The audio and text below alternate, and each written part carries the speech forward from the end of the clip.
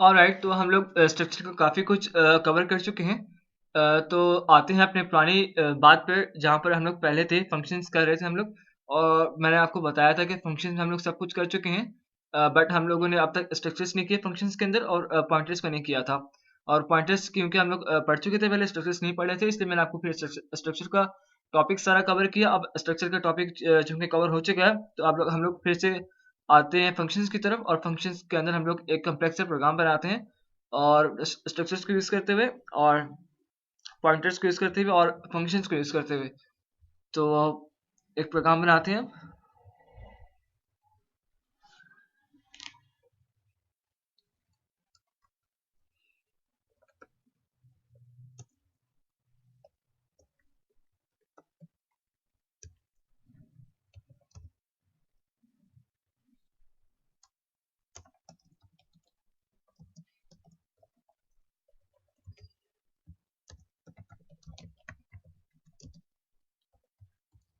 अब आप लोग सोच रहे होंगे कि मैंने जब एरे शुरू करवाया था, उसके बाद लूप को शुरू किया, और जब फंक्शन शुरू करवाए थे उसके बाद पॉइंटर्स, और हम लोगों ने स्ट्रक्चर्स पढ़े।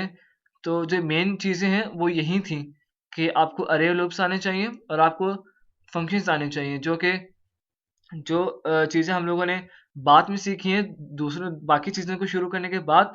उससे ये मतलब था कि जो चीज़ें पहले शुरू की थी, लाइक फंक्शंस, वो डिपेंडेंट थी स्ट्रक्चर्स पॉइंटर्स के ऊपर। जब तक हम लोग को ये नहीं आएगा, तो हम लोग फंक्शंस नहीं कर सकते। तो इसका एक और भी हो सकता था कि हम लोग पहले ये चीज़ सीख लेते, उसके बाद मेन फंक्शंस पर आते।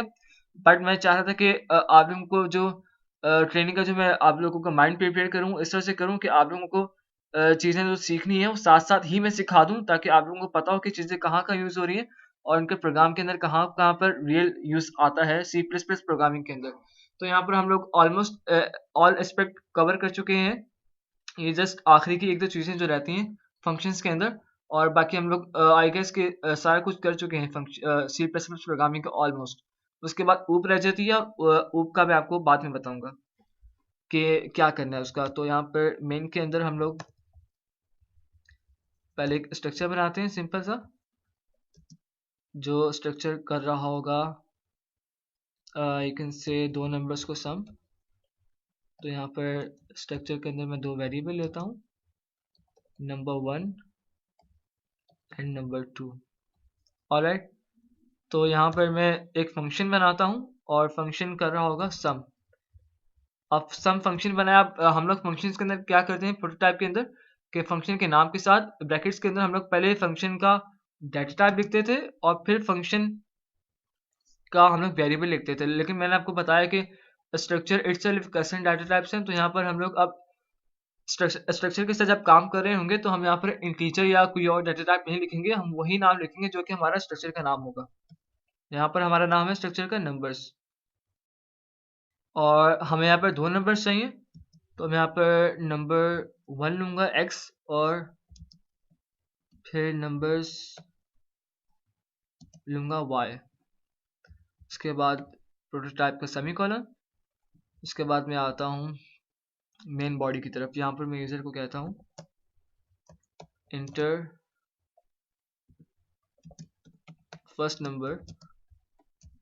यूज़र इनपुट करेगा। अब यूज़र इनपुट करेगा ऑब्जेक्ट के अंदर। ऑब्जेक्ट मैंने नहीं बनाया, ऑब्जेक्ट बनाता हूँ मैं n डॉट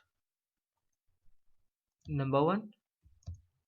और फिर मैं यूज़र को कहता हूँ कि इंटर सेकंड नंबर, और अब यूज़र इनपुट करेगा n डॉट नंबर 2। ऑलराइट, तो यहाँ पर हमारे पास वैल्यूज़ जो हैं वो आ चुकी हैं। अब हम यहाँ पर फंक्शन कॉल करवाएंगे। और फंक्शन कॉल किस तरह से होती है, फंक्शन का नाम लिखते हैं जो कि यहाँ पर सम है, और नंबर ऑफ़ पैरामीटर्स यहाँ पर 2 हैं। और यहाँ पर नंबर ऑफ़ पैरामीटर्स जो मैंने इस प्रोग्राम के अंदर यहाँ पर यूज़ किया है वो है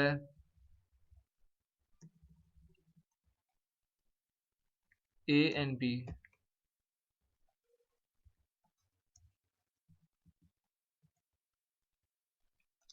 तो यहाँ पर मैं दो पैरामीटर देता हूँ फंक्शन को, फंक्शन कॉल में। और उसके बाद मैं फंक्शन डेफिनेशन की तरफ आता हूँ, और यहाँ पर सेम काम यहीं पे करता हूँ। नंबर्स, अब ज़रूरी नहीं कि आप यहाँ पर एक्स पास करें, आप कुछ भी कर सकते हैं। आप बी भी कर सकते हैं, आप भी कर सकते हैं बी। उसके बाद मैं यहाँ पर ऐसे कहता हूँ मुझे रिटर्न करे बी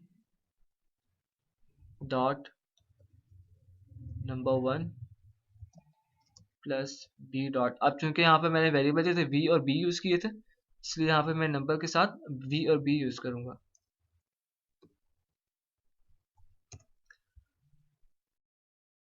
अब यहाँ पर थोड़ी सी प्रॉब्लम है प्रोग्राम के अंदर जो कि मुझे नज़र आई हो, ये कि यहाँ पर सी आउट यूज़ करना है, और यहाँ पर जो मैंने ऑब्जेक्ट बाद में बनाए थे ए और बी, मैं अब उन्हें यूज़ करने लगा हूँ।